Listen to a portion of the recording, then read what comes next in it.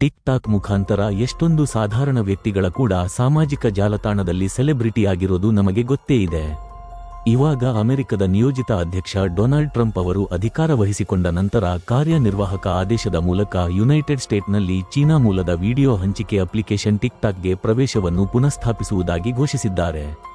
ನಿಯೋಜಿತ ಅಧ್ಯಕ್ಷ Donald Trump ಅವರು ಸೋಮವಾರ ಪ್ರಮಾಣವಚನ ಸ್ವೀಕರಿಸಿದ ನಂತರ ಕಾರ್ಯನಿರ್ವಾಹಕ ಆದೇಶದ ಮೂಲಕ ಯುಎಸ್ನಲ್ಲಿ ಟಿಕ್ ಟಾಕ್ ಪ್ರವೇಶವನ್ನು ಪುನರುಜ್ಜೀವನಗೊಳಿಸುವುದಾಗಿ ಹೇಳಿದರು.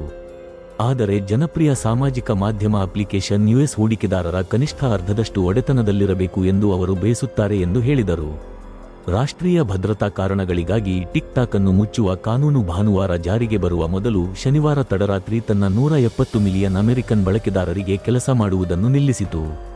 ಚೀನಾದ ಮೂಲ ಕಂಪನಿ ಬೈಟ್ ಡ್ಯಾನ್ಸ್ ಅಡಿಯಲ್ಲಿ ಅಮೆರಿಕನ್ನರ ಡೇಟಾವನ್ನು ದುರುಪಯೋಗಪಡಿಸಿಕೊಳ್ಳುವ ಅಪಾಯವಿದೆ ಎಂದು ಯುಎಸ್ ಅಧಿಕಾರಿಗಳು ಎಚ್ಚರಿಸಿದ್ದರು. ಕಾನೂನಿನ ನಿಷೇಧಗಳು ಜಾರಿಗೆ ಬರುವ ಮೊದಲು ಸಮಯವನ್ನು ವಿಸ್ತರಿಸುವುದಾಗಿ ಟ್ರಂಪ್ ಹೇಳಿದರು. ಇದರಿಂದ ನಮ್ಮ ರಾಷ್ಟ್ರೀಯ ಭದ್ರತೆಯನ್ನು ರಕ್ಷಿಸಲು ನಾವು ಒಪ್ಪಂದ ಮಾಡಿಕೊಳ್ಳಬಹುದು. ಜಂಟಿ ಉದ್ಯಮದಲ್ಲಿ ಯುನೈಟೆಡ್ ಸ್ಟೇಟ್ಸ್ 50% ಮಾಲೀಕತ್ವದ ಸ್ಥಾನವನ್ನು ಹೊಂದಬೇಕೆಂದು ನಾನು ಬಯಸುತ್ತೇನೆ. ಇದನ್ನು ಮಾಡುವ ಮೂಲಕ ನಾವು ಟಿಕ್ ಟಾಕ್ ಅನ್ನು ಉಳಿಸುತ್ತೇವೆ, ಅದನ್ನು ಉತ್ತಮ ಕೈಯಲ್ಲಿ ಇಟ್ಟುಕೊಳ್ಳುತ್ತೇವೆ ಮತ್ತು ಅದನ್ನು ಹೇಳಲು ಅನುಮತಿಸುತ್ತೇವೆ ಎಂದು ಅವರು ಟ್ರಂಪ್ ಸಾಮಾಜಿಕ ಜಾಲತಾಣದಲ್ಲಿ ಬರೆದಿದ್ದಾರೆ. ತನ್ನ ಆದೇಶಕ್ಕೆ ಮುಂಚಿತವಾಗಿ ಟಿಕ್ ಟಾಕ್ ಅನ್ನು ಕತ್ತಲೆಯಾಗದಂತೆ ತಡೆಯಲು ಸಹಾಯ ಮಾಡಿದ ಯಾವುದೇ ಕಂಪನಿಗೆ ಯಾವುದೇ ಹೊಣೆಗಾರಿಕೆ ಇರುವುದಿಲ್ಲ ಎಂದು ಕಾರ್ಯನಿರ್ವಾಹಕ ಆದೇಶವು ನಿರ್ದಿಷ್ಟಪಡಿಸುತ್ತದೆ ಎಂದು ಟ್ರಂಪ್ ಹೇಳಿದರು.